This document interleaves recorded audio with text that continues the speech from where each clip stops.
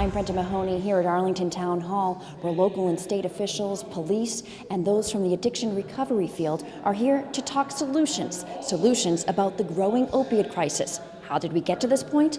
Well, some are pointing to an over-reliance on prescription painkillers. We know in law enforcement, if you look at our heroin users today, 4 out of 5 of them in this state started with pain pills. It is absolutely, in my view, at the root of so much of this. Attorney General Maura Healey going on to say she supports stronger rules on prescribing and dispensing painkillers, as well as continued efforts to stop drug trafficking. And in an interview with APN, Healey also pointed to prevention and treatment in tackling the opiate crisis. Education, outreach, particularly to young people, talking about the need for safe prescribing practices, talking about the need for consumers to think about alternatives to painkiller medication.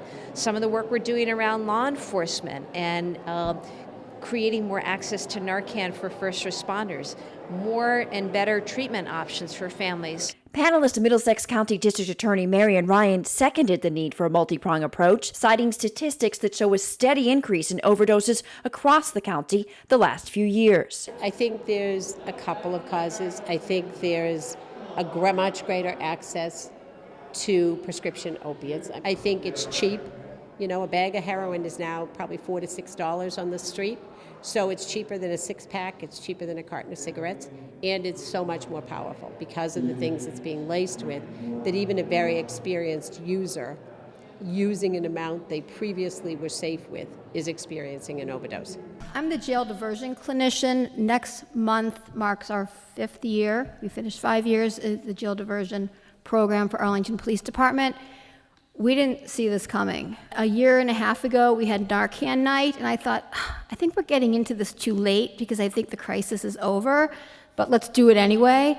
And now we find that this is pretty much becoming my full-time job. I'm responding to the families. We're there when there's an overdose. We're there when their child died in their childhood bedroom. The average age in Arlington for deaths, I believe, is what, 26, 27? The median age is 26, the average age is 29. Right, so younger. So a lot of the officers that are responding, they knew these kids growing up. We have a lot of young officers, and we're just seeing the devastation. Arlington police now go door to door, targeting opiate users in hopes of getting them help. Police Chief Fred Ryan, who moderated the forum, says the town is on track to double the amount of overdoses from last year, 31 so far compared to 17, 5 of which have been fatal, compared to 2 deadly cases in 2014. Chief Ryan also tells APN the Narcan that police carry has been a literal lifesaver, preventing 33 deaths in all.